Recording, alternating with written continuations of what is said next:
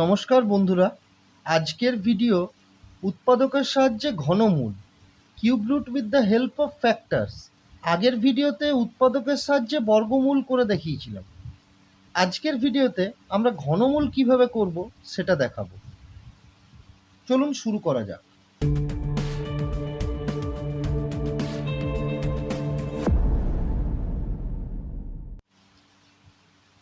প্রথম সংখ্যাই হচ্ছে 216। এই 216 হচ্ছে একটি পূর্ণ ঘন সংখ্যা।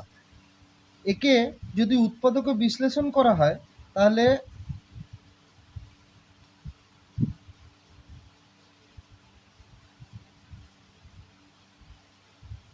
54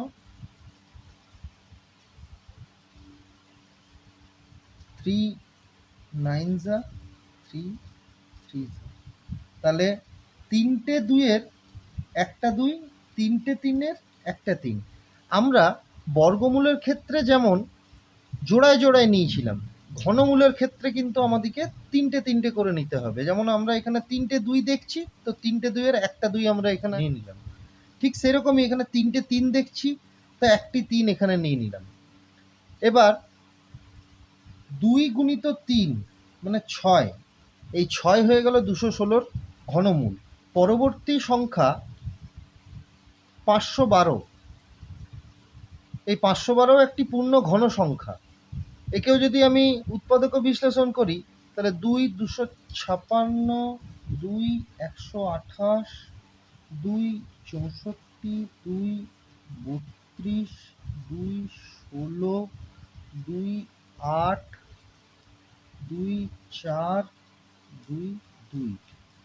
তাহলে এখানে 1 2 3 4 5 6 7 8 9টা মানে 9 মানে 3-এর গুণিতক।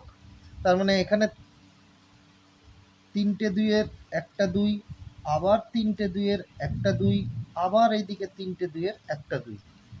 অতএব এখানে 2 গুণিত 2 গুণিত 2 মানে 8 হয়ে যাবে ঘনমূল 512। পরবর্তী সংখ্যা 1728। একেও যদি আমরা উৎপাদকে বিশ্লেষণ করি, প্রথমে আসবে 2 8 16, 8 6 4, আবার 2 432, আবার 2 216। তো এখানে দেখুন 3টে 2-এর একটা 2 চলে আসছে। আমরা 216-র তো ঘনমূল আগেই বার করেছি, তাই জন্য এখানে আমি করে দেখাচ্ছি না।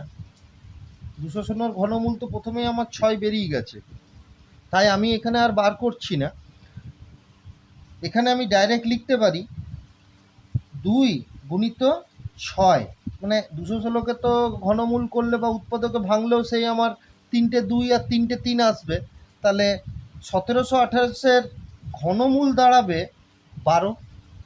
পরবর্তী সংখ্যা 3375।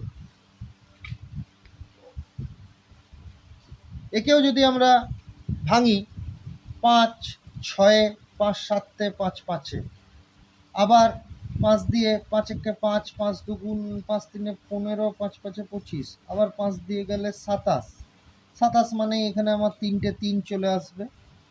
অতএব দেখুন 3টে 5-এর একটা 5, 3টে 3-এর একটা 3। অতএব 3375-এর ঘনমূল দাঁড়াচ্ছে 5 গুণিত 3 মানে 15।